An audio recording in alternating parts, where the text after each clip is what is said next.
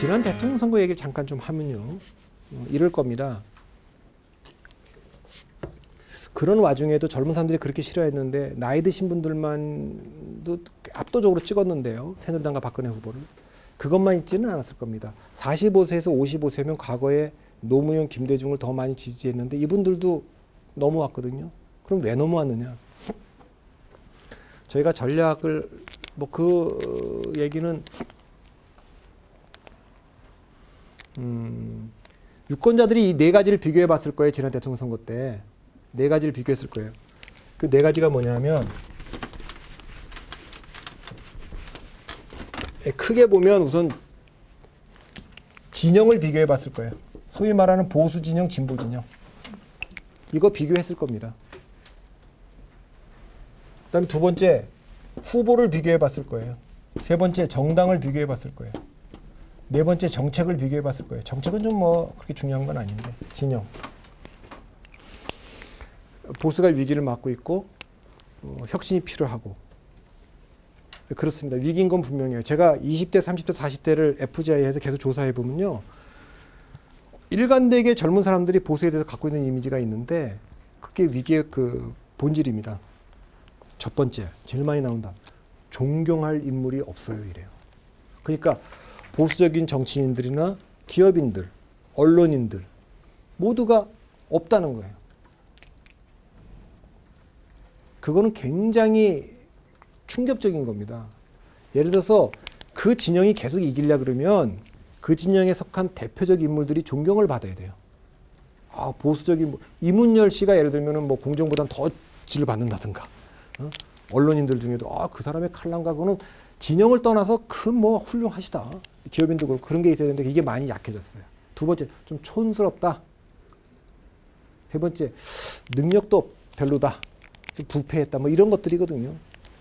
그렇지만 진영 싸움에서 왜 이겼느냐? 상징적으로 얘기를 하면요. 아까 제가 얘기를 했잖아요. 우리나라의 보수는 무서운 게 하나 있어요. 뭐가 무섭냐? 이 나라가 자기들의 나라라고 생각해요. 우리가 만들었다고 생각해. 그러니까 대통령 선거를 지는 거를 선거에서 졌다고 생각을 안 해요. 나라를 잃었다고 생각하지.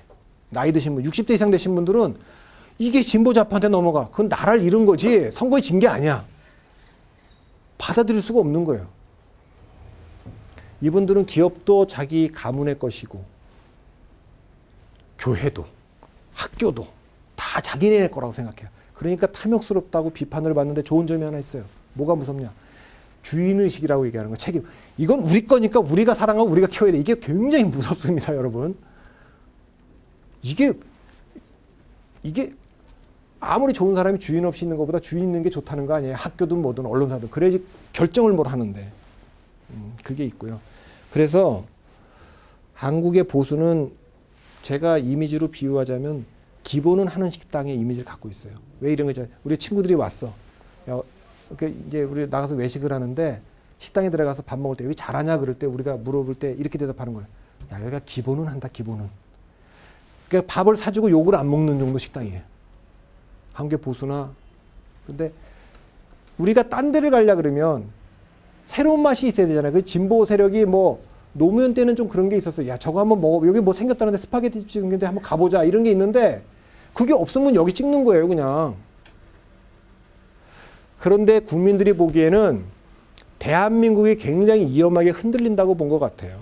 지난 대통령 선거 때. 그래도 믿을 수 있는 세력은 보수 아니냐 이렇게 본 것 같습니다. 네. 그러니까 지난번 대통령 선거 때 역시 그 야당이 통합진보당하고 연대를 하면서 총선 때 그것이 종북 논쟁도 있었고 이것이 굉장히 큰 타격을 줬다. TV토론 때 이정희 그 보좌도 야 이게 야, 어떻게 이게 대한민국이 이까지 왔느냐, 이런 게 좀 있고, 그래도 대한민국을 책임지는 거는 보수 아니냐 이랬는데, 진보 진영의 숙제는 뭐냐면, 원래 진보라는 게요, 전 세계적으로 안보하고 경제 성장은 다 약합니다. 안보가 강한 진보가 없어요. 경제 성장 강한 진보가 없고, 저기는 사회 경제적하고 문화적 이슈에서 강한 겁니다, 진보는.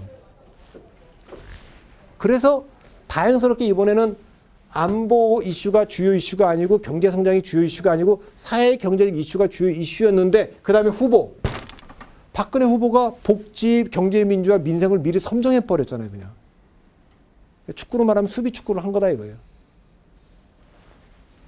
대통령을 우리가 뽑을 때 후보를 뽑을 때 대중들이 세 가지 갖고 결정할 겁니다. 업적, 비전, 이미지입니다. 업적. 이 정치인의 과거에 대한 평가입니다. 이 정치인의 이름을 듣는 순간 딱 떠오르는 게 있어요. 옛날 양김 같은 민주화를 싸웠다. 노무현 그러면 지역주의를 위해 싸웠다. 삼김과 싸웠다. 뭐 이런 게 있는 거죠. 근데 이번엔 두 후보가 좀 더 약했죠. 그나마 박근혜 후보는 신뢰의 정치 뭐 이런 거라도 있는데 문재인 후보는 민정수석과 비서실장을 했기 때문에 좀 약했어요. 이 부분이. 그 다음에 비전은 두 후보당 사실 뭐 뚜렷하게 내놓은 게 없어요. 이건 미래에 대한 평가인데 이 두 개가 별로 없다면 이미지인데 이건 현재 평가입니다. 여기서 중요한 건 두 가지인데요. 현재 평가에서는 누가 지도자의 이미지가 있느냐 그리고 누가 혁신의 이미지가 있느냐는 겁니다.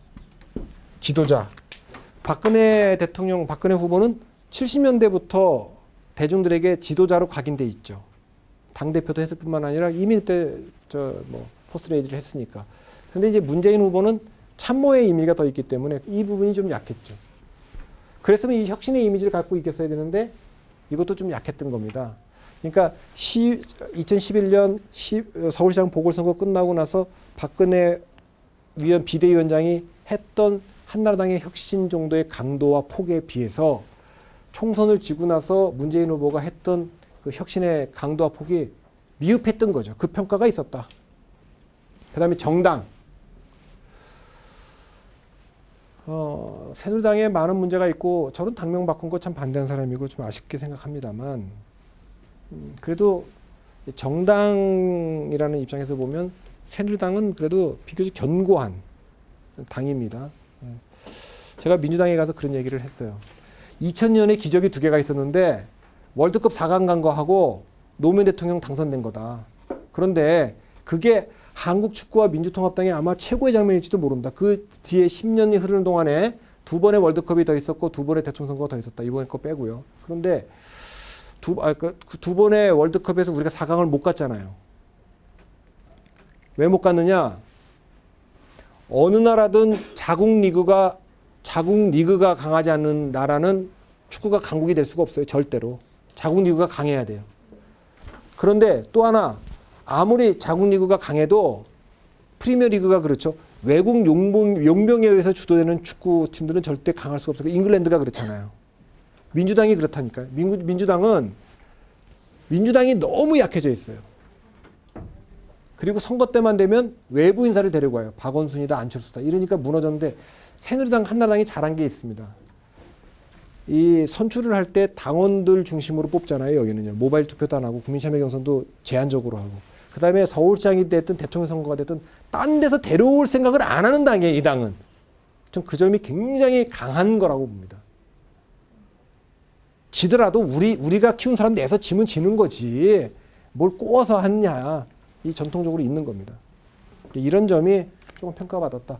뭐 정책에 대한 얘기도 제가 얘기를 합니다만 10대 공약을 놓고 비교해 보면 서민들을 위한 공약이 한나라당 10대 공약이 셌어요. 새누리당 쪽에 10가지가 보면 이게 다 민생 공약이고 이쪽은 조금 추상화된 공약이어서 그런 점이 조금 있습니다.